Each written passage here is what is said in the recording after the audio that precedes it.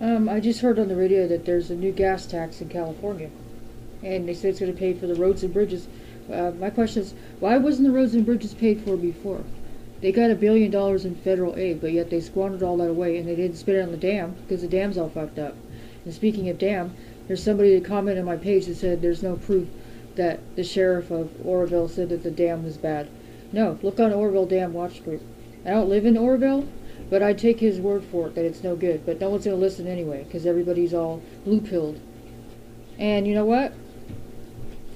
PG&E announced that they will shut off our power in an emergency. It seems like they could shut our grid off at any time, right? And then they're going to raise our rates to pay for, obviously, the lawsuits in Paradise for the wrongful death suits and the damage to properties. And they're not letting people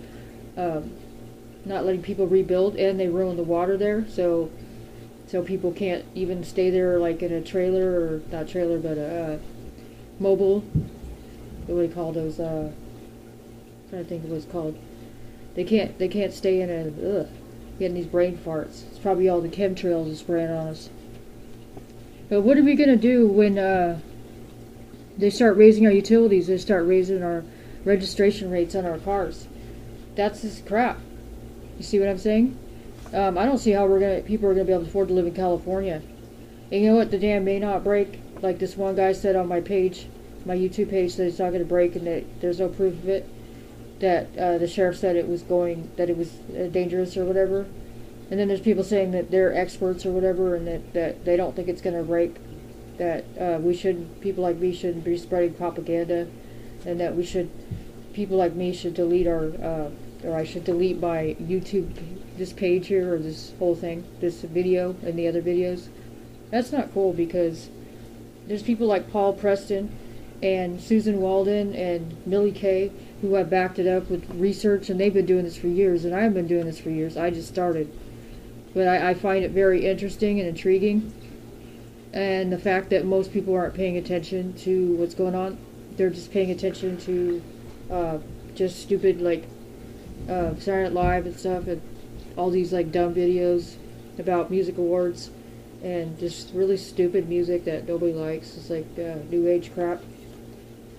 But I've noticed in my town, just like Oroville, I couldn't even move to Oroville because it's so financially devastated. There's like no businesses there, and people saying, oh, there's a lot of drugs and crime there and stuff. I mean, I went there during the day and I stayed there overnight, but I didn't really see anything that looked like it was really bad. But I haven't lived there since like 1986.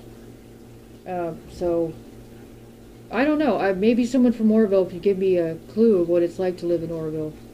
Nowadays, like what it's like from 1987 to 2019, the way it is. Like what changed? Like what really happened to make it a bad place to live?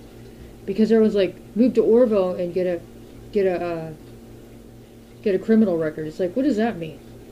Is it like a disease or something? But you know what?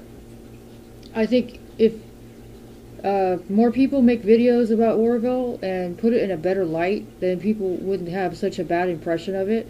Maybe people should do videos about what's good about Oroville, and maybe more people would want to live there, move there,